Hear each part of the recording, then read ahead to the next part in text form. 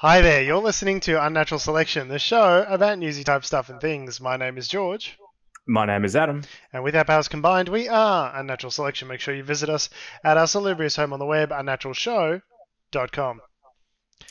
Back for another week. Back for another week, you son of a bitch. Back for another week. And Tom is not with us this week. No, and it's the one week where if we said he'd been eaten by sharks, that is a thing that could have conceivably happened to him this week. So the running joke is that every time Tom's not here, it's always funny if you tell them what the joke is, isn't it?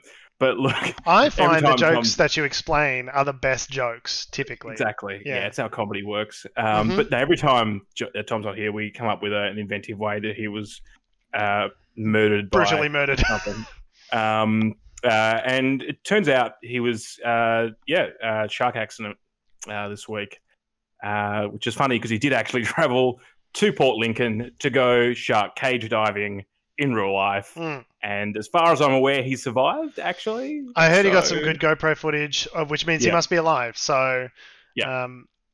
The GoPro does float to the surface. That's the thing that I care about. As long as I get my GoPro back, I'm really all sorted. So, if we lose a co-host, that's why we got two alternates. You know what I mean? So, it's a rotating roster. It's a tripod of success. Three legs stand up strong. So obviously, happy for Tom to return and be back on the show, and I hope he had a really good time. It was a gift for his birthday, which got interrupted by the pandemic. So I hope he had a good. If there's anything I know that Tom would like to do for his birthday, swimming with sharks would have to be on the top of the list. So it's a bit of a life goal. I'm sure he's ticked off there. On the bucket list, done. He's also probably the first one of us that's actually gone anywhere. Since the pandemic. Since the pandemic as well. Yeah, I reckon. I mean, I went all the way to my mother-in-law's house today, Adam, so don't let it not be said that I'm not travelling. In the outer suburb of Melbourne, it's actually quite a lovely spot up there. But, wherever it might be. Wherever it might be. We won't mention names. Broadmeadows. It's good. For international listeners, they'll love that Broadmeadows joke. They will. It doesn't make any sense. Broadmeadows it's not that great. It's great. It's fine. It's a suburb, and it's upon which we will not pass any judgment. And I still couldn't afford to buy a house there. There you go. So I can't be judging. That's how much of a shit kicker we are. I remember growing up in the outer, suburban, rural east. Nearly, growing up in Melbourne suburbs and being like, oh, I can't wait till I'm an adult and I can move in and be close to the city. And now I'd be like, I'd be lucky if I could afford to buy a house at that rural outer suburb that I grew up in. Those houses are $1 million now. The leafy green suburbs of Melbourne. Oh, well. Yeah. No, well, look,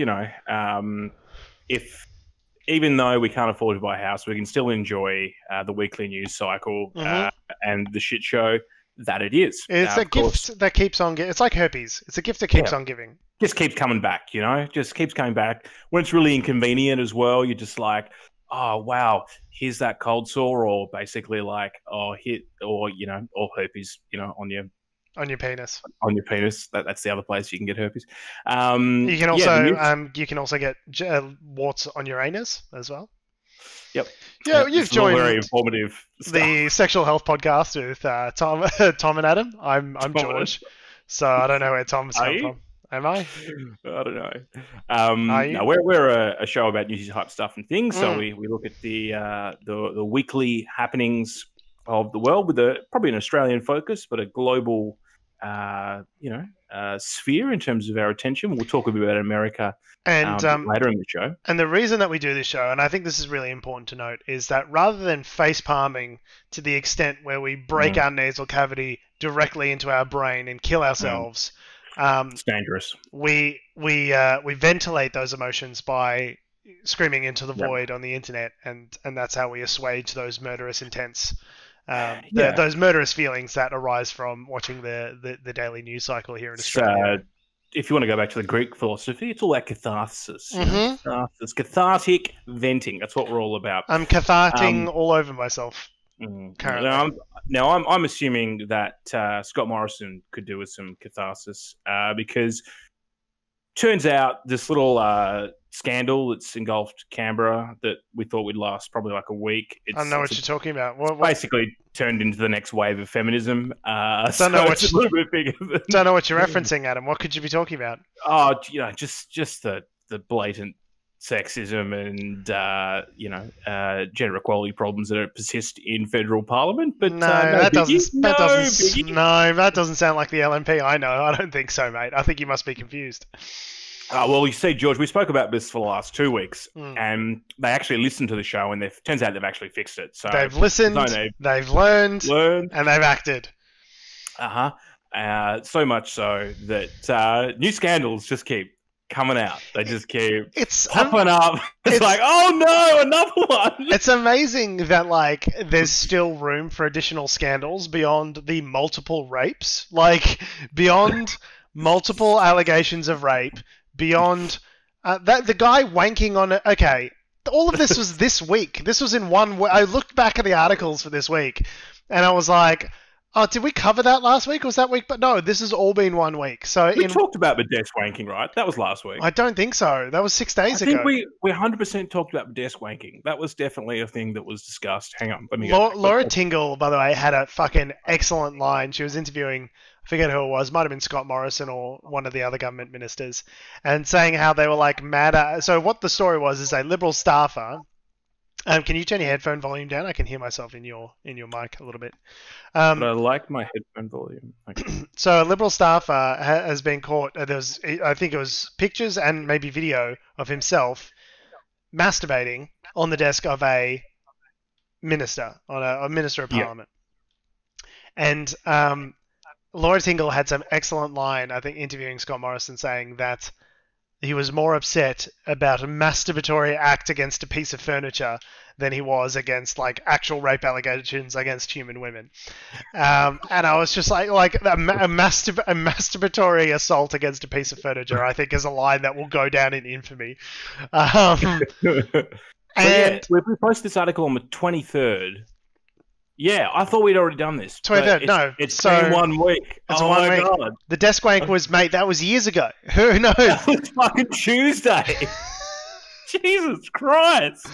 I remember waking up to it and just sort of sitting there in bed and looking at my phone, and it was just like the blurred out face and blurred out penis of a guy who's wanking on a Minister of Parliament's desk. I was just looking at it like...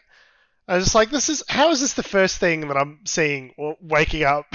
How is this a real workplace? Like, if this was Pornhub, it's like it's just the news. This is the ABC app, isn't it? It's just like if this was like an internet marketing startup, all of these people would be fired. Like, this whole company would have been disbanded. The whole place would be shut down. Everyone would have resigned in disgrace. All the shareholders would have lost their money. But no, because it's Parliament House, then everything's fine, I guess. All of this behaviour is being completely fucking normalised. Yeah, so we don't know whether this happened. Is it a recent thing, or is it something that happened like a year ago that's just come out? Are you saying, is it one of the more recent desk wanks, or is it a historical desk wank? Yes, I'm trying to ask you. Is it a historical desk wank? Or... I don't know. I mean, who knows? I mean, when one wanks so frequently at work, one forgets the exact instances of exactly which one's masturbation in sequence that was, you know? I mean, it's... I think Tom's partner Alice made a good joke about this. So it's like, why is it the guys who are always saying no homo that are always having wanks around each other the most? Like, what fun party is this where you're like wanking on someone's desk? Like, why are your mates around? Why is that fun? Why is that fun for you? Like, what possible reason? An interview, and they were like, and look, to be fair, she was the only minister I think that took the call. But she was a government minister, and I can't remember her name. I think she's a minister maybe for industry or something like that. Anyway, but she was like, "Oh, look, I reckon the work hours are part of the problem. So people are working to like 11 o'clock at night, and they need to blow off steam, or loads, as the case may be." I've worked long hours. So, sometimes when it comes to the end of the month and you're not at target yet and you've got to put in some extra hours, you really got to, burn the penis at both ends, as it were. And not once have I ever been inclined to masturbate at work, or masturbate in front of my colleagues, masturbate on a desk, or film myself masturbating on a desk. Like, I don't think there's any number of work hours that would need to happen. Just be like, I've been working 72 hours straight. Or where am I? Am I at home? Where am I? I'm just masturbating on the desk. Like, I don't care how fucking sleep deprived you are. There is no rational brain that goes... Do you remember Kony 2012, right? Yes, Kony, the famed African warlord. There was a massive social media effort and a short film, I think about 30 minutes, something like that went viral. And people are going to track down... Can we get a hit squad? We're going to get a hit squad, and we're going to murder Kony because he's this really bad guy. And we got him. We raised a bunch of money, and it was all above board, and it was a total success. That's what I recall. It turns out people reacted badly to that video. And the guy who... It was at the time, this is 2012, it was the most viral video that had ever been shown on the internet, basically. Which just shows you how far we had to go before TikTok. You know what I mean? Like, if a half-hour documentary about an African warlord was the most trending thing on the internet, like, surely our attention spans were not yet as short as they were going to be. We've gone down. It's been an exponential decline. Now it's just cosplay girls, dead doing renegades on TikTok. Fluffy huskies. They're 10-second videos, Adam. Even that barely keeps my attention anymore. It's got 6.9 million views, and I'm like, whatever. Give me the next one. I want to see a Star Wars lip sync. But anyway, my point about Kony 2012 was that the creator of that video ended up in San Diego, and South Park made a very famous episode. That's right. Ended up naked, running around San Diego, masturbating in public, and that was at the time jacking it in San Diego. Everyone was like, okay, clearly this guy's had a mental breakdown. He wouldn't normally do that. Meanwhile, smash cut to Australia in 2019, 2020, or whatever this video is from, and people are doing it on purpose for a laugh in federal parliament. So you're saying the pressure of, becoming a worldwide phenomenon and being responsible for taking out an African warlord is equivalent to working 16 hours a day in Parliament House. It's the jacking it in San Diego fever has pervaded even Australian Parliament. It's spreading. It's the new pandemic, Adam. It's the new thing spreading across the globe like wildfire. What I'm saying is that guy is the only thing I can think of someone masturbating in public, where it was like, okay, he's doing that, right? But you can clearly go, he's having a mental breakdown. Sure. I get it. The thing in Parliament is deliberate. They're not having a mental breakdown. Yeah. They're drunk. They're just fucking doing that for lols. Yeah, they're just monsters. That's disturbing. That's they're just disturbing. They're just pieces of shit. And at no point during my entire professional history have I ever gone, you know what would be good right now? Just wanking on someone's furniture. At no point. It's such a foreign thought to me. It's like it's not even a thing that would occur to me to do. It's like, what would possess you? You're just like, it's 10 o'clock. Whatever. Doing some email. As per my previous fucking email, Karen, you bitch. As discussed. And you put down, and you close your laptop. What a hard day at work that's been. You know what I need? Oh, thanks, mate. Yeah, cheers. Really appreciate it. Let's go wank on Carol's desk. Great. Good idea. Love it.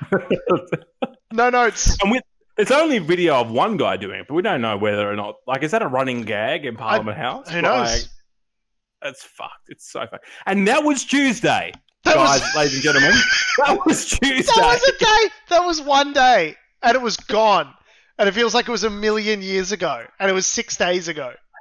And then what was the next thing to happen? So that happened. And then basically the next thing to sort of come out was that the ministers who were at the centre of the original scandals with the Brittany Higgins... Sorry, yeah, which scandal are you talking about at this stage? So we're talking about the original thing that kicked everything off, which was the Brittany Higgins scandal. Rape allegations, the other thing, yes, rape allegations, sorry. And then the second thing was the Christian Porter rape allegations. So, as with all accusations at a federal level, there's what's the how many steps do we have? I can't remember now. Is it 4 or 5? I think we actually need to lay them out. We need to spend some time on a show, and we need to document the steps, and we need to actually say, okay, this is like predictably step 4, number 1, obviously, denying anything. Number 2, welcoming the inquiry. Number 3, saying he's got the full confidence of the Prime Minister. Number 4, saying he's taking some sort of break, be it mental health, physical health, or otherwise. Number 5, saying, PM maybe doing a bit of distancing, saying, look, I'm not saying he's got my full confidence, but he doesn't not have my unconfidence. And then step 6, full resignation, falling on the sword. And then maybe 7, a biopic or a tell-all book about how they were stooged. A tell-all book definitely is the latter. It's probably the after. It's the follow-up report from the 6 or 7 steps. So we're at probably step 5 at the moment, where they're getting ready to shuffle the cabinet. Just doing a classic cabinet reshuffle for no reason. It's the sort of thing that you do when everyone's doing their jobs really well, is you give them all other jobs. And of course, so we're talking about Linda Reynolds and Christian Porter here. Linda Reynolds is defence and Christian Porter is the Attorney General. So with Christian Porter, the example is that, well, he's on paid leave and he's got a lawsuit pending. So I guess because he's only doing some of his duties, we have to check that against the ministerial standards. And I guess he might not be. The Solicitor General is going to check it out, and maybe he's not adhering to the ministerial standards because he's not actually doing half his job. Just to be clear, it's got nothing to do with the rape, with the alleged rape, right? No, not at all. No. I mean, obviously, the defamation lawsuit that he filed back at the ABC because of the alleged rape, has something to do with it. But the actual rape itself is, it's got nothing to do with it. That doesn't impact the way we see him as a colleague. No. The alleged rape. That part, totally fine. That's just a day at work in Canberra. And with Linda Reynolds, I think they've just literally been like, we're looking at replacing you with Peter Dutton, who's been sitting there in the corner, just being like, I want the defence portfolio. Excellent. Give me the defence portfolio. Excellent. Knight to E7. He's already... this is a separate issue about Peter Dutton. Just Peter Dutton glides across the chessboard and just rips off Linda Reynolds' head like a fucking praying mantis, consuming her. Anyway, so they haven't. I don't think they've confirmed the reshuffle, but it's on the cards. So basically, we're at step 5. Step 6 will probably follow tomorrow morning or something like that, and they'll both be replaced. But not for the reasons that they should be replaced. Different reasons entirely. Apparently, Linda Reynolds, obviously, her being physically ill, there was some heart condition that she. I don't want to. Fuck it. It sounds like that's a real condition. It seems like it's a real thing that wasn't impacting her work before, but suddenly is now that she's in the midst of a crisis. Well, obviously what's happened, these allegations have come out, and she's realised that she's, it's a stressful situation to be under.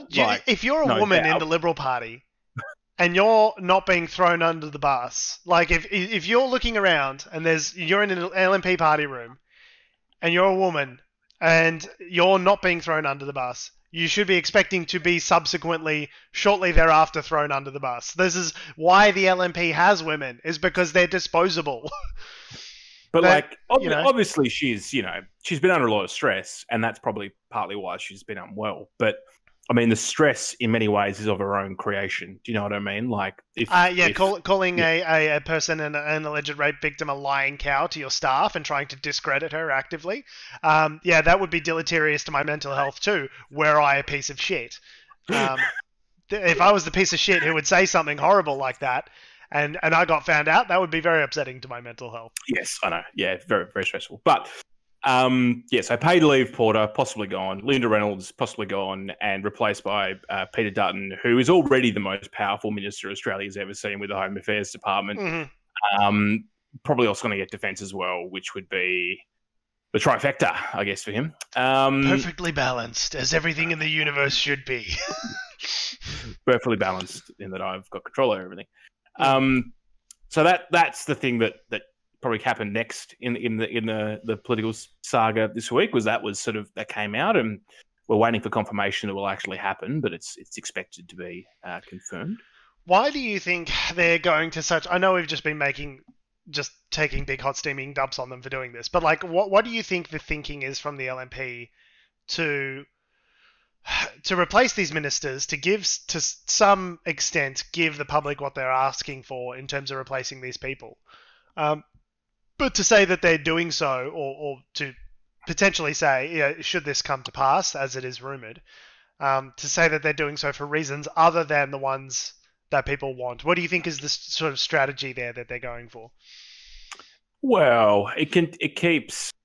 You got to remember that, and this is partly also another argument that came out this week was around the broad church of the Liberal Party.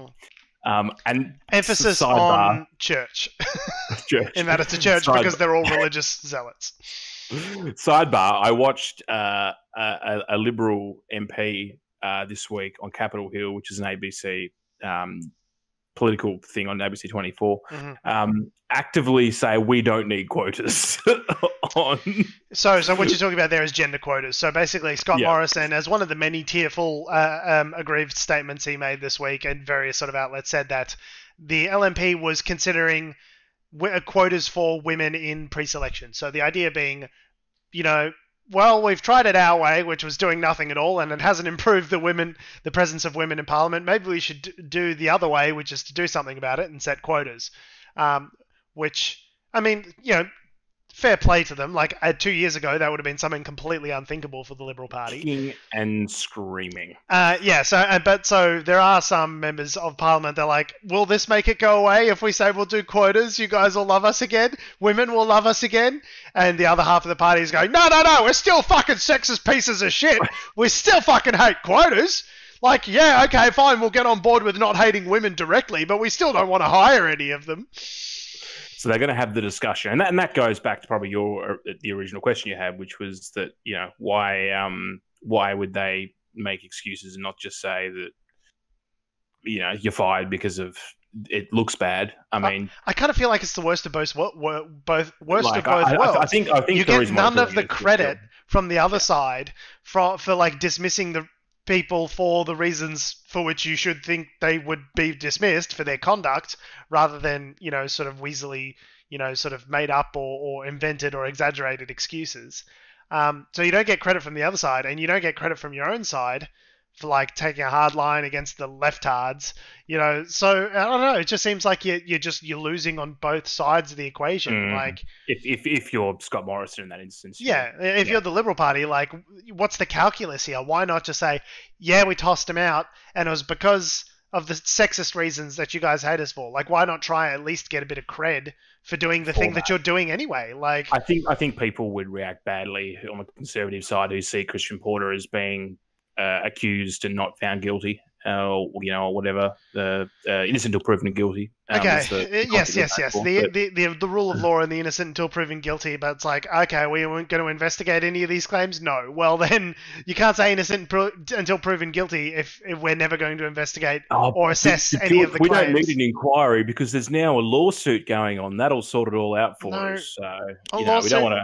Which he started, which is about defamation, which is about something else entirely, right? Like it's. I think it'll become pretty on topic when they get into it. We discussed that last week, but yeah. So I don't know. It feels like they can't do anything, right? And the trend continued a bit later in the week, 2 days ago. It just seems like it's been a whole month of perennial pants shitting from this LNP government. It's just, as I said recently, I think it was on the last show, it's like, for a government that is so obsessed with style over substance, they do neither well. Like, they don't, it's not like I'm going, oh, look at these slick production values of this fucking LNP government. They're so fucking slick at it, man. Like, you gotta hate them, but you gotta give them credit because they fucking know the optics. It's like, no, they're shit at all of this. They're just bad and incompetent and corrupt and just not very good at government, and they're just real happy to continue doing that and for that to be the case. Look, I don't know what you're talking about, George, because harassing people online, that's definitely what you would expect from a professional member of Parliament, from a Minister of Parliament. Yeah, so you must be referring to Liberal MP Andrew Laming, who was hauled that was the language use. He was hauled into the Prime Minister's office and demanded that he apologise for his treatment of 2 constituents of his in Queensland. So one was him having a go at a woman who saying that she was embezzling money from a non-for-profit that she worked at, which she denies, and sort of continually harassing her over social media and over the internet. And another one was just claimed to be sort of essentially bullying. So he issued an apology. Got up in front of wherever it was, the house. Or was he said, "I've listened." He said, "I've listened, I've learned, I've acted. I'm very sorry for that which I am to be sorry for, and I won't do it again." And we all thought, "Great, Andrew Lemming has learned his lesson." And case closed. Case closed. They've listened. Let's go wank on a desk. Let's go. Well, is it 5 o'clock? Oh, it's desk wanking time. Is Linda around, or is her? No, her office is free. We'll use hers. Okay. So, shortly thereafter, Andrew Lemming then got on social media and said, "I don't even know what I was apologizing for, really. It was all a bunch of bullshit in it." And it's like, Andrew, bro, it's social media. Everyone can see this, including the Prime Minister, who then called him back into his office, and that must have been a fucking conversation. To be a fly on the wall in the Prime Minister's office after the month that he's had, to get this guy, to get him to apologise, and then to do that, and then to have to call him back in. Listen, you fucking prick. Listen, I will fucking rip your guts out and paint Parliament House with them, you fucking piece of shit. So he's gone off to do some empathy training. So they get a 2-for-1. Great. Is it the same one that Scott Morrison goes to? So I wonder if they get a 2-for-1 deal. If he's getting volume discounts from sending all of these members of Australian Parliament to this empathy coach. Should be getting a referral bonus. You're making this guy some serious dosh. Oh my god! Should be a part of the preferred partner program on this fucking empathy coach. Are they putting these empathy coaches out to tender or whatever, because they're not necessarily very good? I don't know. I mean, I want to put in a request for pricing. This guy's he's prolific. He's doing some serious work for the Morrison government. He must be pretty good. And the funny thing is, he came out and apologised before the news actually broke. So they'd obviously gotten word the story was going to break, and they thought, fuck, we have to get out in front of this. So he's been forced to make this speech by the Liberal, comms department, basically. And then, it's just like who's the other one who just quit the party? Nicole Flint. No, the other one. One of the other disposable women. Oh, Craig Kelly. Sorry, not fat, just overweight. A large man. His BMI seems on the high side. We don't hate him because he's fat. We hate him because he's a fucking idiot. To be clear, that's why. That's why. And I don't hate him. I just strongly disagree. I strongly disagree with him because he's a fuckwit. Yeah. Anyway, so Craig Kelly, loves Facebook. He's all about just getting on there and just having a go at some comments. Anyway, so obviously Andrew is like that as well.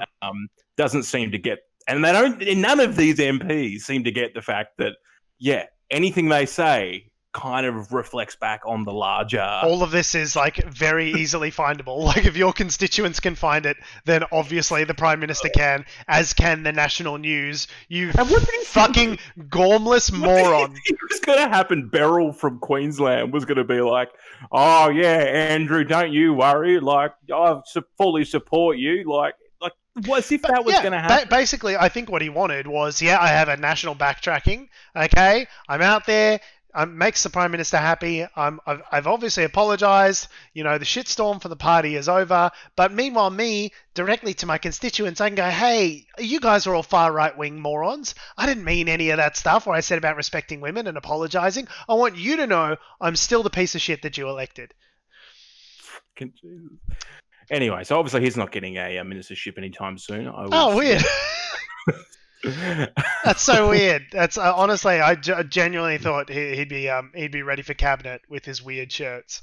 But you've just got to wonder, what's next? Because they've got a 1-seat majority currently in the lower house. You just want to say, honestly, bro, if I was in the Liberal Party, I mean, obviously that's a big mental jump. That's for me, but I'd be like, bro, even if you thought these things, can you just You just shut the fuck up. Just shut up. Just shut up for a minute. Wait till we're out of the rape month, and then we'll talk. And then we can talk. Then we can abuse constituents. We can bully people online. We can do that after the rape month. Okay? Wait till April Fools, and then you can harass women online. Just wait a little bit. It's ridiculous. And then the other thing that happened this week was that obviously the Prime Minister's department has been sought for comment and interviews from multiple news outlets for the last month, like 7:30, for instance. For what reason? Oh, just to have a chat, just to see how well the hydrogen. How's gas it going? Tell me about Snowy Hydro 2.0. I'm just really interested in infrastructure week. What's the Morrison government got going on for infrastructure? So it's funny because 7:30 have asked the Prime Minister on like probably over a dozen times. They said they keep tweeting about it. They're like, hey, just like daily update. Asked Scott Morrison to be on 7:30. Didn't come on again. Like, here's your daily update on whether Scott Morrison was on 7:30 or not. Guess what? He still fucking wasn't. And look, to be fair, if I had to go up against Lee Sales, I'd be like, there's no way. Can I just say, there is no situation in the world that would make me, as a human person, think that I could best Lee Sales on any fucking metric whatsoever. If Lee Sales wanted to interview me for a puff piece about how good podcasting was, I would still assume that I'd be coming off second best against Lee Sales. Lee Sales has the same brown note capability that David Spears has with politicians, in that there's something special about the tenor of her voice which makes politicians shit themselves, and rightly so. In the chair. Look, they have to keep replacing the chair. It's a special frequency, or maybe it's the lights. There's something going on, but as soon as they sit across from Lee Sales, everything goes to shit. So obviously it's been a rough month for Scott Morrison. So we thought, look, we have to do an interview. We have to get out in front of the story. Let's go with it's easiest. He can't go with NewsCorp anymore because he accused them all of being rapists. That was the other thing this week. I forgot about that. He accused a NewsCorp journalist. That was this week. That was this week. All in this week. So I forgot about that. So basically, there was some news conference where someone was like, was asking him questions about all this, horrendous ministerial conduct and conduct by LNP staffers, to which he said, like, oh, well, NewsCorp needs to watch their own fucking backyard, outing the sexual assault of a woman who had not consented to, like, give her details or, like, share this story or for it to be public or any of that sort of stuff necessarily. And, like... was just like, oh, basically, if you're in glass houses, you shouldn't throw stones, basically. Yeah. And it's like... The journalists obviously didn't know about it. And he's just sitting there being like... The NewsCorp journos are like, bro, I'm the one who's on your side. I'm the Sky News. I'm the shill. What are you doing? I'm your shill. Anyway, so NewsCorp took it well. Great. And... they were very angry, and apparently, look, they've denied everything. They've said that this is completely made up. The Prime Minister then later came out and had to apologise and be like, yeah, I shouldn't have said that because I literally made up a story. It's just so indicative of exactly where this government goes. Whenever they're pinned down, whenever they do the classic thing of just deny. I didn't see it. I didn't read the report. I didn't look at it. I'm very fucking busy. I didn't see the tweets. Like, I was advised on the 12th. I misspoke before. Yeah. All that sort of stuff. They will go to the ends of the earth to, like, not engage with the question. And in an era where, like, news cycles are increasingly tight and short, like, that is kind of a strategy that works, and it has worked for the Morrison government.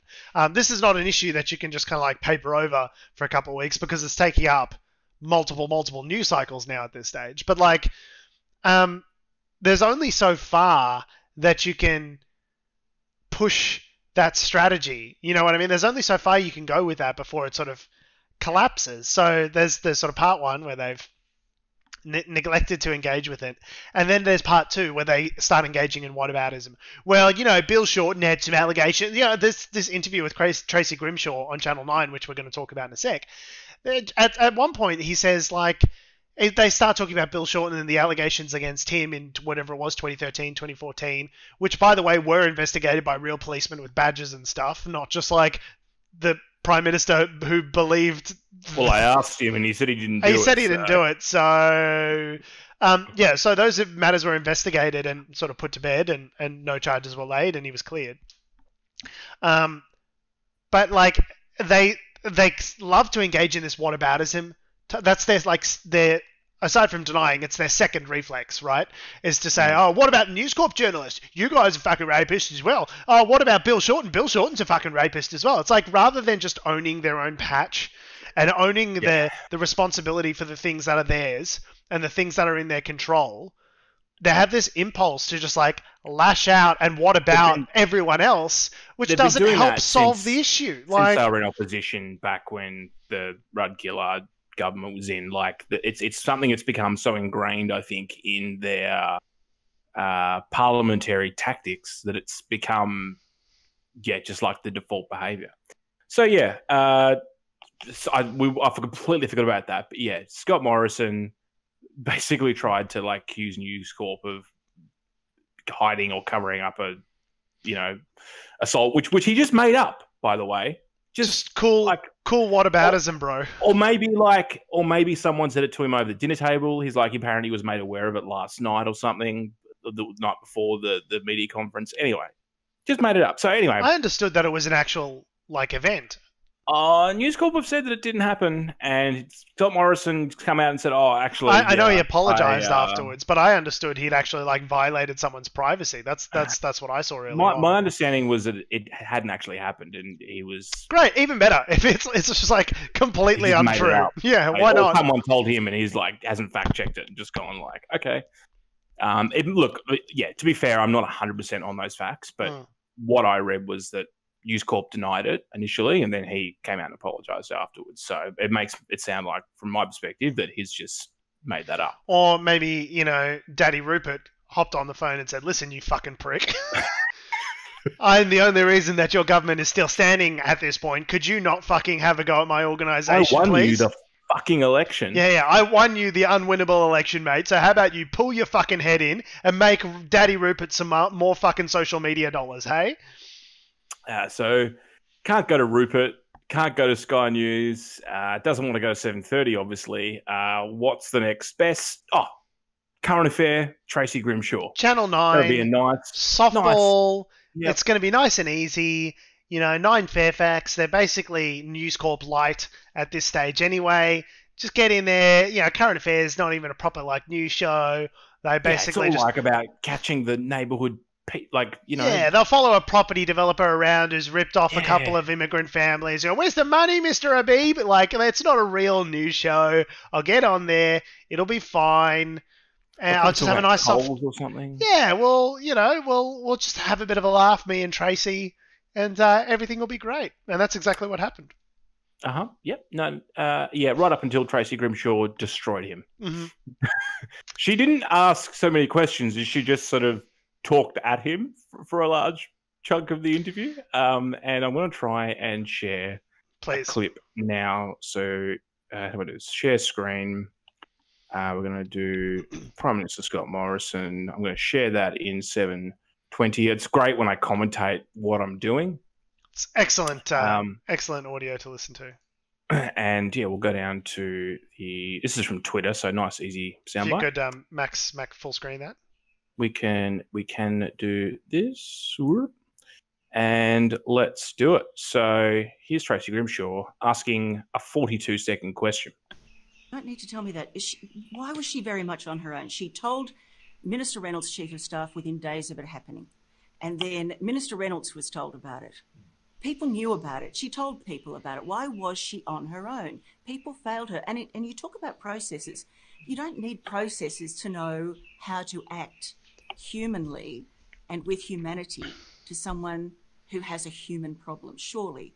You don't need processes to make them a cup of tea, drive them home, make an appointment for a counsellor with them. Don't just give them a counsellor's number and say, here, call this number, do your best.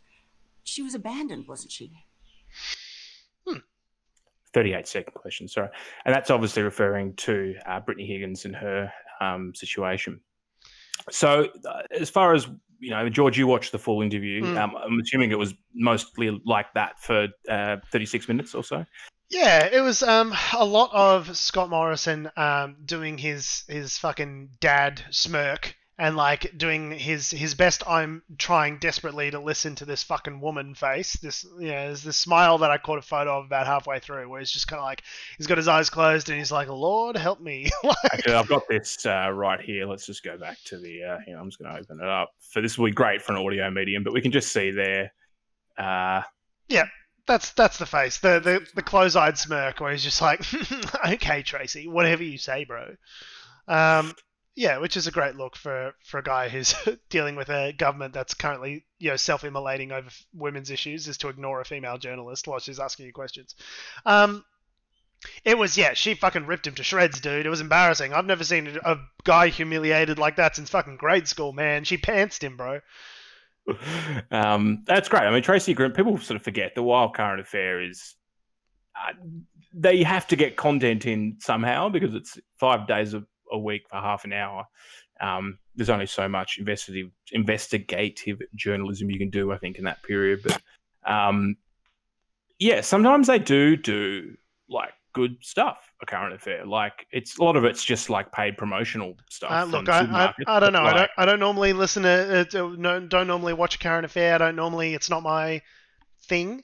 But I watched that whole interview and I have to say it was fantastic. She's an old school, legit journo. She grabbed her bone. She did not let go. She had follow-ups. She had evidence. She had fucking receipts, man. Like, I was just like, it actually made me think about, like, when was the last time I saw Scott Morrison actually sit down for an interview like this?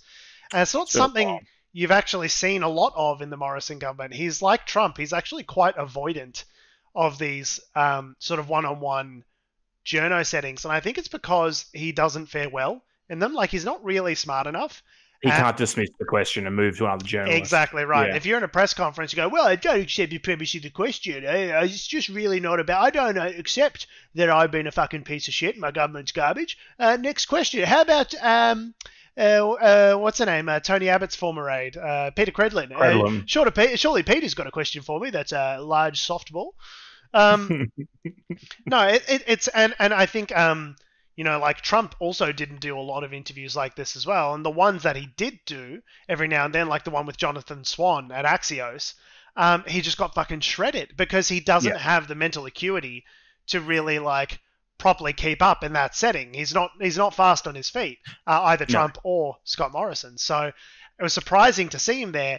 And it made me reflect on how infrequently I'd seen him there during his tenure as Prime Minister. I can't say he performed well. Although, if you look at the Twitterverse, like the people who were already on his side backed him anyway. It's kind of one of those things. Like people in that ecosystem thought he's a fucking genius and he did great, and people in the other ecosystem thought he was a fucking moron and he behaved poorly and got shredded. Like it's we just live in different. You see what you want to see. Exactly right. We live in two different ecosystems news-wise, and so I think for his supporters, they were just like, fucking excellent show, Mo, from Scotty. Well done. He's gone and fronted up to the media. Like, it's just not, it's not going to have the kind of, the kind of effect that we're all hoping that it would if there were, like, back in the day when there were 3 channels to get your news from and it was a really, much less fragmented media landscape. An interview like that would end a prime ministership. Nowadays, not so much. I think he got shredded. He kept going on and on about how, Tracy, it's I don't know, like, I'm sure you've had experiences like this, Tracy, where apparently, like, females have been discriminated against and they're over it. And she's like, and that's at the start of that clip, she goes, yeah, you don't need to tell me. Like, that's what she's talking about. He just has these long diatribes as though women are this alien species. He's just landed on Mars and he's just turned over a piece of dirt and he's just fucking discovered women and understood that they're discriminated against. And it's just like he's just learning all this stuff. Sexual assault is bad. I don't know if you know this, Adam, but like... sometimes women are discriminated against, and it's really not good. It's absolutely not on. I don't know if you're aware, but, like, obviously you're a female and all, so you get it, but, like, you probably get it. But, like, I, like, am just figuring this out now, and it's fucking astounding. It's very not good. He's definitely had a tough week in front of the media.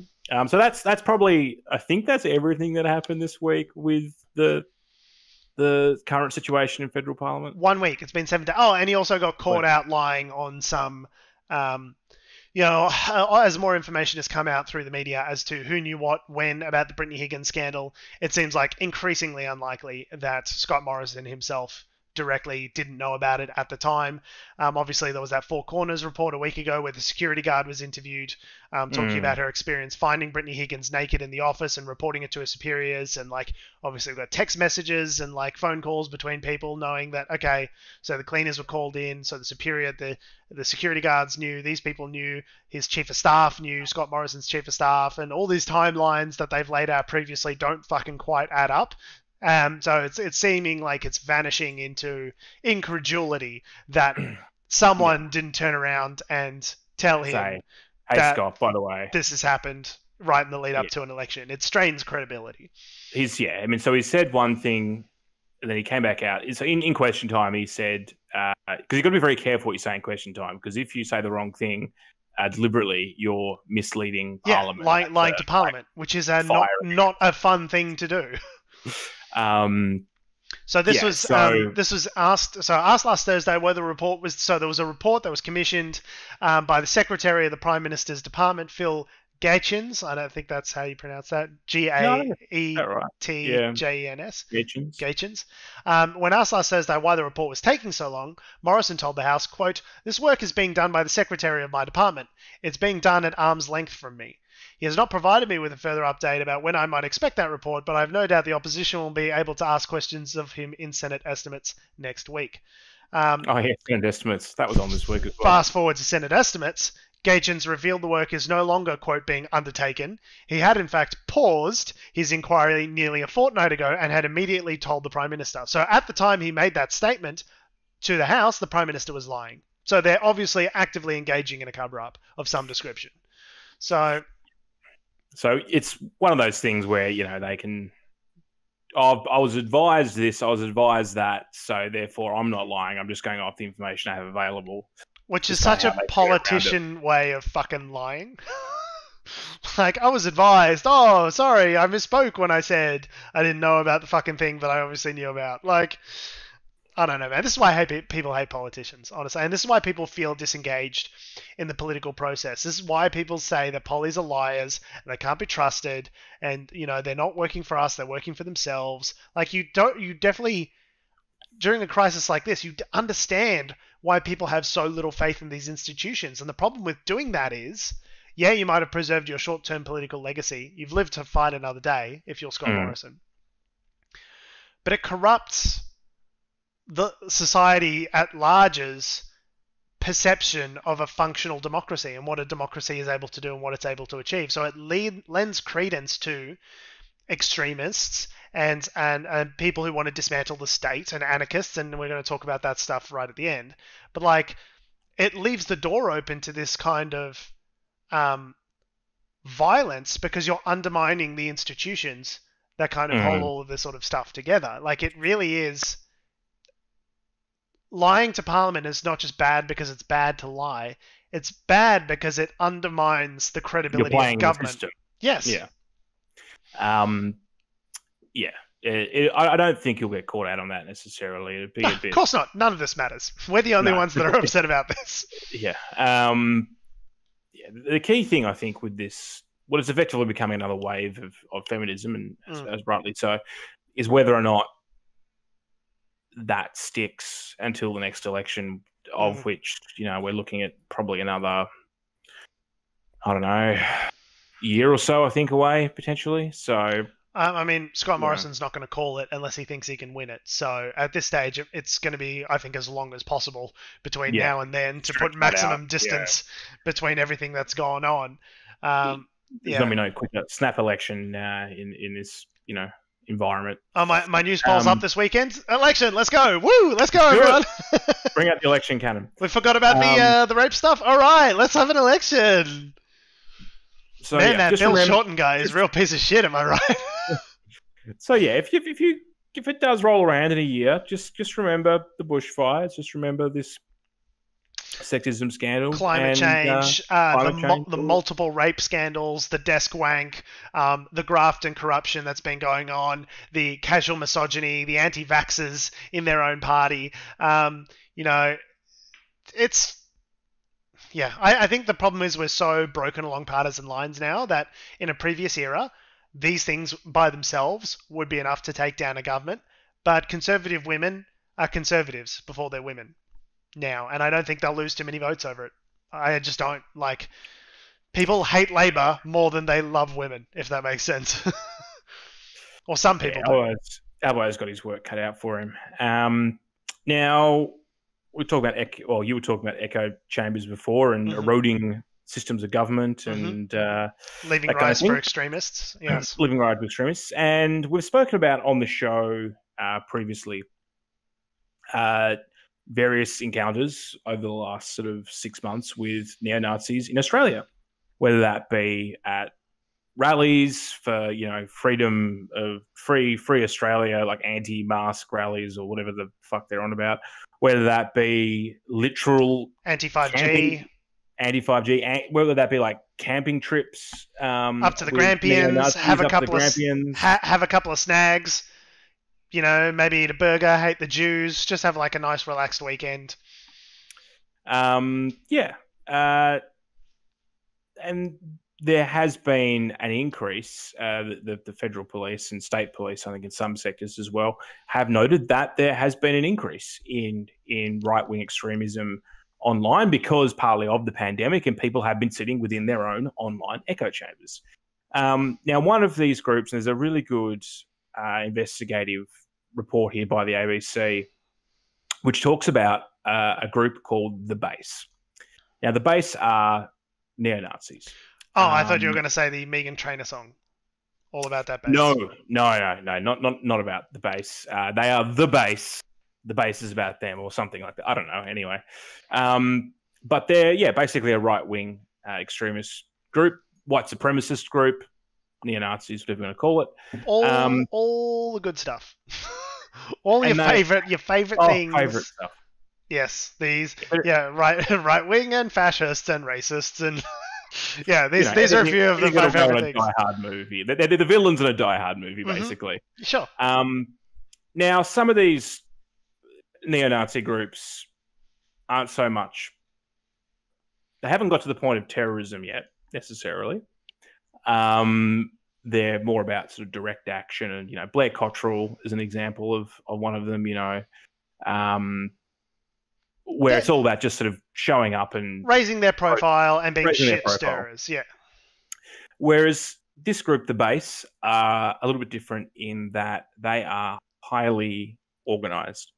Now, they're not very big in Australia, but they have been trying to break into our society, basically, and start recruiting people.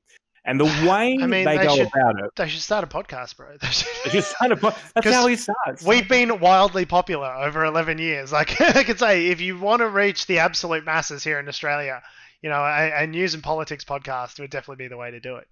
No, they're using encrypted messaging apps called Wire. But the thing with this group is that it's run by this guy called... Ronaldo Nazaro, who is an American living in Russia, who's basically trying to coordinate this global sort of movement. So they've got... Sorry, is this the latest season of Homeland, or...? It basically is. It almost is like something out of like Homeland. They've got groups in the US that, where they've been doing training camps and stuff. Sorry, Adam. Carrie's just gone off her meds. She's got to get to the bottom of it. She needs to find out the truth. It's the only way she could do it. It's the only way. Unlock her hidden power of going crazy. That's a reference to Homeland for people that don't understand it. Now, you'd think anyway, if you're a group that's trying to start up in a new country, some of their tactics sound a lot like what Al-Qaeda do and what ISIS have done. Like, it's start online, get them in, give them some material. That's what a lot of people do. With this group, they have like a full application process. So they're not, you'd think they'd be like trying to get as many people in as possible. They're like, no, man, we've got to vet you to make sure you're legit. It's like what's that new Clubhouse, the new app? It's invite only, mate. It's very exclusive. Yeah, very exclusive. Very exclusive. Sorry, mate, not with those shoes. I don't think so. Yeah, I don't think you could be a neo-Nazi with those shoes, mate. Sorry, leather shoes only, please. So you've got to make a couple of written applications. You've got to have a CV and all this kind of shit. See, and then if they just applied the same level of effort to getting a job, Adam, then they wouldn't be neo-Nazis in the first place. They'd have some sort of purpose going on in their lives. Clearly, you're capable of writing an application. And this is kind of why it's dangerous, because they're very specific in who they target, right? You've got to be all in and be someone that, and they it's not just, they're not looking for everyone, they're just looking for very specific people who are dedicated and that will commit to it.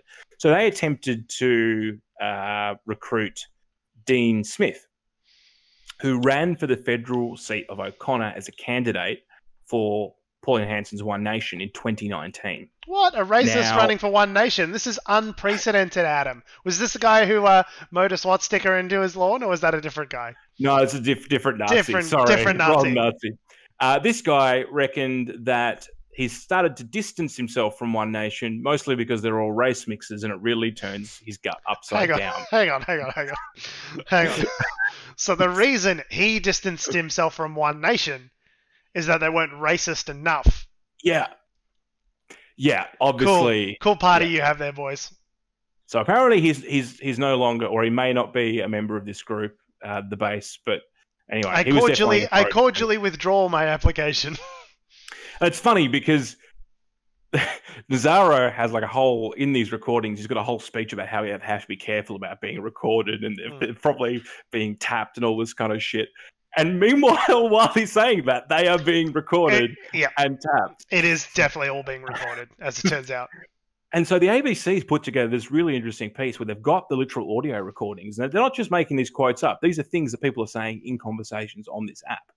Yeah, so if you want to look it up, I really encourage it. It's called The Base Tapes, and it's a piece by Alex Mann and Kevin Newen from Background Briefing on the ABC. So if you Google The Base Tapes and Background Briefing, it'll come up. But I love the way that the ABC's put this together, and it's a trend that they've noticed they are doing with some of the more like comprehensive, deep investigative pieces that they are doing, where they sort of embed like audio and like sort of images and video sort of into the story. Multimedia. It's incredible. Yeah. Like, and it sort of, for me, the piece really brought out the fact that it's completely beyond doubt. Like, you can't go, oh, well, what did he mean when he said, what was the tone, this quote that they're pulling from? Like, what did he mean when he said that? He says, quote, like, I've distanced myself quite a bit from them, mostly because they're all race mixes, and it turns my gut upside down. And then you can hear a fucking recording of him saying that just by clicking on it. Like, it's unreal. But to give you a vibe of, like, what their recruitment process is like, so they'll get on a call with this Nazara guy, and he'll basically give them a job interview online. So, it starts off with, tell us a little bit about yourself. And he goes, so, I'm an ethno-nationalist from Perth, Western Australia. I'm a licensed firearm owner. I have a clean record with the police. I've been part of several white nationalist movements. I've got demonstrated, anyway. So that's a literal quote. And what are your weaknesses? Yeah, what are your weaknesses? So can you imagine? I hate Jews too much. Sometimes I hate them too much. I work too hard at being an ethno-nationalist. So I don't have that work-life balance sometimes, where it's like, oh, I got to go feed my children. And I was like, but I'm too busy hating Jews all day. Like, sometimes I find it hard to let go. It's just I'm too committed to the job. Too committed to the cause. Yeah. So you'll go through apparently several of these things before you actually get accepted into the group. But one guy's like, what was the question? He's trying to recruit some 17-year-old. I'm going to try and find the quote now. Where did it go? So Nazaro goes, we're looking for guys who realise that there's a degree of risk involved with getting involved with us, and they're willing to take on that risk because they feel the mission is important enough and they want to be, participate strongly enough that they're willing to take on that degree of risk. The young 17-year-old goes, I understand. And then this other guy, who's obviously the second guy on the panel, goes, Roman, he's called, he goes, yeah, but how do you feel about that? And he goes, oh, and the person being interviewed goes, I mean, that's something I'm willing to do. Like, it's... Look, there's a lot of applicants for this job. You know, it's pandemic. It's really hard times. We just really need to know that you're going to be committed to ethno-nationalism. You know, there's plenty. Look, mate, I'm not going to lie to you, okay? I can't deal with it. I'm not going to lie. There's 200 applicants waiting on the other side of that door that want this job, okay? Anyone can be a fucking racist. We got to know that you're really committed to it. No, we can't have any of these weekend warrior racists that come in and post a bunch of anti-Jewish propaganda on the weekends, and then they go back to work and participate in the Jewish global banking conspiracy by working for one of the big four banks. Like, we've got to really know that you mean it in your heart, okay? It's insane, like how if these guys were Muslims, we would have an entire fucking wing of ASIO listening to this, and you know what I mean? Like, they have been branded as a terrorist group, to be clear. I mean, so great, but like, I don't know. It kind of feels like we're only sort of really starting to get a grip of this stuff now. If it was Muslims, it'd be on the front page of every major newspaper. You know what I mean? Like, yeah, potentially, yeah. It's insane. It's growing. Yeah, because of I mean, we know what it looked like. We know what it looked like when it was Muslims doing it, because there was the same playbook as ISIS, right? Everyone in the mainstream media was talking about this. This was front page news that white people, Westerners, are being recruited to go and go over and fight for ISIS and engage in violence. And it was a massive story. I've heard no one except the ABC talk about this. You know what I mean? Like, yeah, it's the ABC's done a few articles on different Nazi groups in Victoria and Australia, but yeah, it's something that I know ASIO and the federal police and stuff they're looking at, but I also heard, you know, this week that they're taking all of the language out regarding with which ethnic group. Like, if they're not calling it like right-wing extremism anymore. It's just like violent extremism. They're just like sort of, you know, changing all the termigetting this week, which is interesting. I heard, but I also heard that they want to try and get away from domestic terrorism, and they want to start looking at getting back to, like, this is ASIO and some of those other. I want to get back to my passion projects. You know, I want to get back to me. You know, I was never about ethno-terrorism. You know, it was always about espionage and spying on China. You know, I wanted to do dead drops. I watched a bunch of Cold War movies. That's the stuff that I'm really passionate about. Well, that's apparently what the pivot's being to some. For some intelligence organisations in Australia, there is a pivot going back towards that. But I wonder, like, you know, can they do both? Do they have enough resources to do both, to monitor Islamic terrorism, to monitor right-wing Nazis, and to make sure that we're not getting the Weather Bureau hacked by, you know, a random foreign actor, whoever it might be. Whoever it might be. So there's a lot of threats out there at the moment, I think.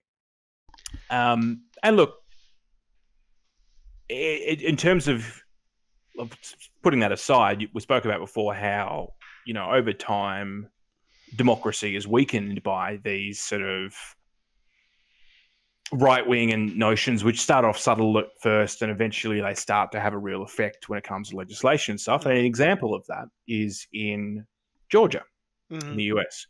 So this week, for some reason, the Republicans in Georgia decided to pass a bunch of voting restrictions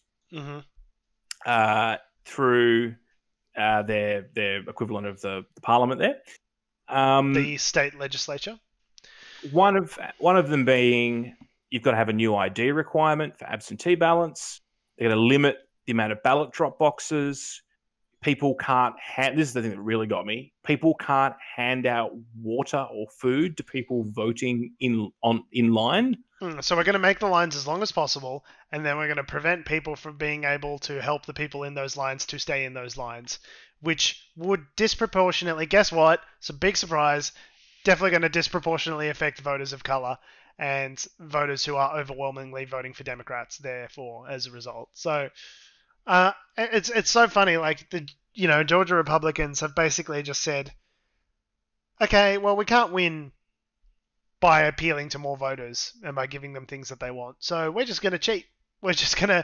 And it's part of a wave of Republican legislatures all over the country in the United States that have basically put together similar legislation. By the way, last election, one of the most successful elections in history, highest turnout of any election ever.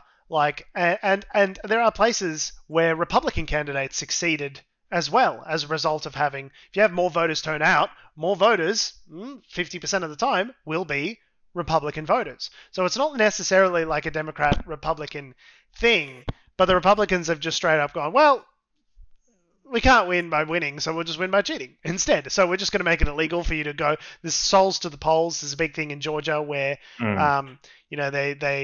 churches will speak out about the importance to vote, black churches in the South, and then they'll bus people in to go and vote. And it's like an organized, method of franchising people who might otherwise be disenfranchised by the fact that the elections are on a Tuesday. And they're like, yeah, Sunday voting, that's no good.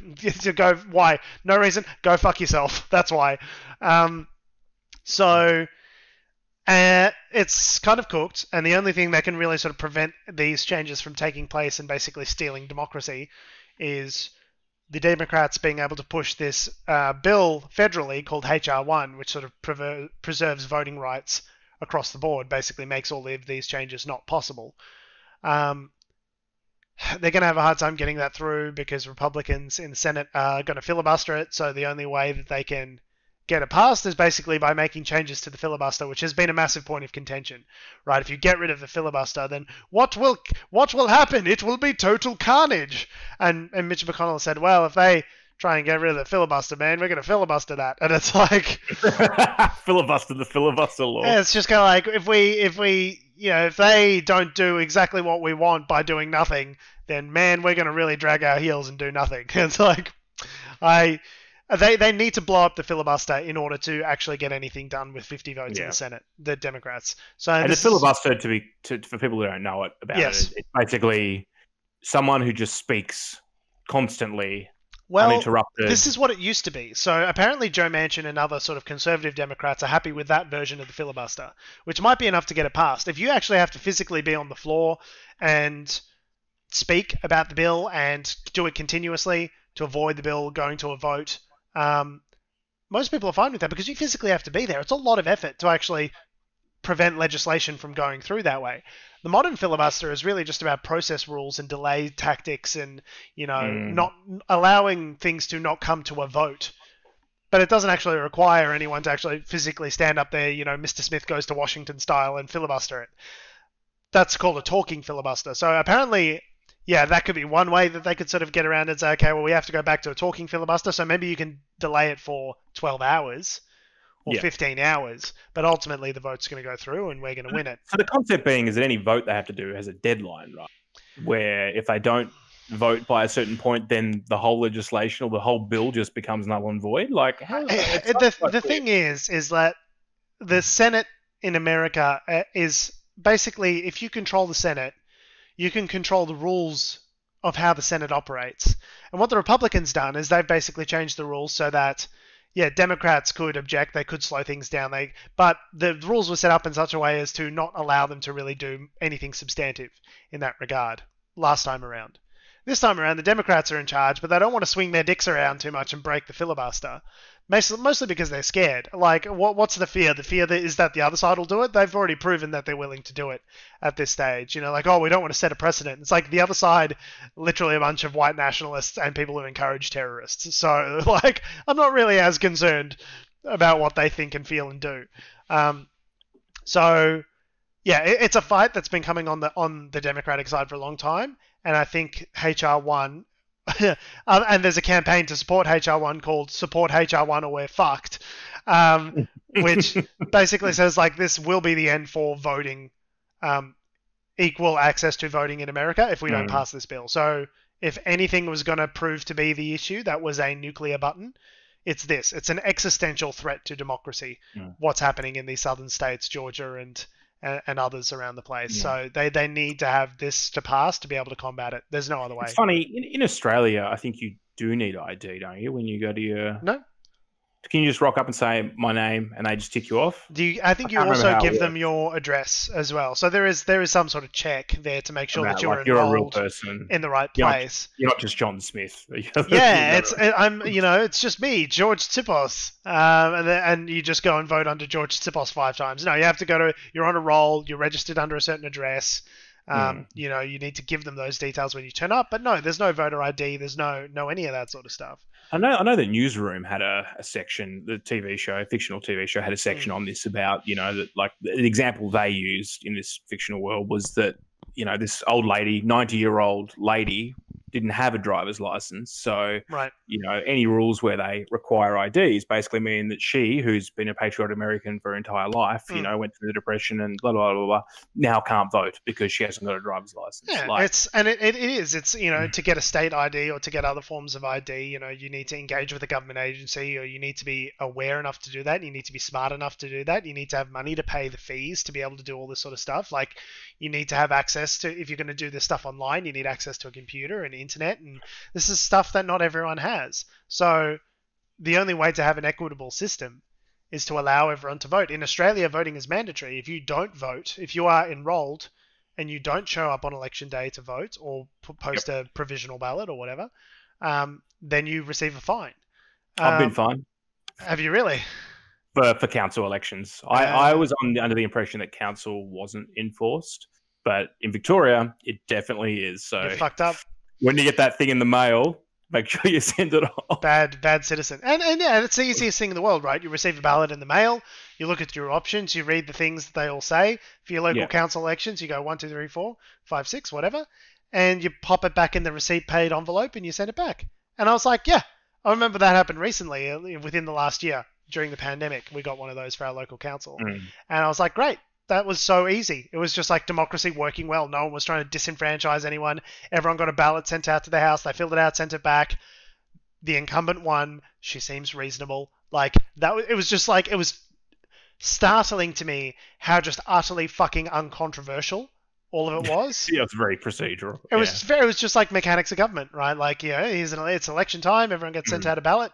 There's no one screaming and calling each other socialists or, spitting in each other's face for not wearing a mask. It was just like, we all fill in our ballots and sent them back. And that was the end of it. Like, I don't know, George. I think the Russians might be trying to coerce the election of the Bayside City Council in Victoria. Mm-hmm. Those mail-in ballots aren't secure, so we're going to have to get... Do you know what, though? The reason why they do mail-in ballots for council elections is if they didn't do mail-in ballots, if people were required to go to a polling booth to do council elections, they wouldn't get anyone to do it. Like, the only reason why they do mail-in ballots for councils is that, like, no one does it. Like, no one wants to vote for the council. It's not a thing. But by doing that, it's one of those things like... if you've never read the book Nudge by Richard Thaler, you absolutely should. But it sort of talks about these sort of things, reframing issues, reframing things in such a way as to get the result that you're wanting to get. So, like for example, they would say like on an electricity bill that was late, they had this behavioral psychology unit, and basically what they do is behavioral economics unit, and they sort of tweak rules and so rather than a situation where you're wanting to encourage organ donations, right? By making it opt-out rather than opt-in, you make it 85 to 15 versus 15 to 85%. So just this one small change is saying if you really don't want to donate your organs, you have to opt out versus you have to opt in to say you want to be an organ donor. The ratios completely flip. So it's just this one little design tweak, but it has a massive difference on the back end. And it's like, and that's one of those things. It's like you send out everyone a mail-in ballot. They are far more likely to engage in the process. They write their things. They put it in the mail. They send it back. The end. Democracy works. Like, it's such a nothing uncontroversial, uncontested thing here in Australia. But like Tony Abbott's the marriage plebiscite, which was all done by voting as well. That was the whole thing. But, yes, where we had to take a vote on the fellow humanity of our LGBT QI Australians who go, are they people? Do those deserve to get married? What do you think, Beryl? Oh, I think they're not people. I think they should get fucked. Okay, Beryl, thanks for your input. Thankfully, Beryl was in the minority, and that's how we got gay marriage passed in Australia. But it was a rough year. Democracy in action. Oh, speaking of democracy, we've been speaking at you for an hour and 13 minutes. Woo! Oh shit! Freedom of speech, something. Yeah. On that note, we have been, we are, and we always will be Unnatural Selection. Make sure you visit us at our salubrious home on the web, unnaturalshow.com. Make sure you follow us on all social media that have, do, or ever will exist at Unnatural Show. That's Facebook, Twitter, Instagram, and motherfucking TikTok. Make sure you follow me on Instagram and Twitter at George Tsipos. You can follow me on Instagram at AC Dream. And you can follow Tom to Port Lincoln, where he'll be swimming with the fishes. Not because he's dead, because he's physically swimming, he's floating, and he's actually using his feet to propel himself through that. Thanks for listening, guys. Love your faces. We'll see you next week. How fun is fluid dynamics? On a desk.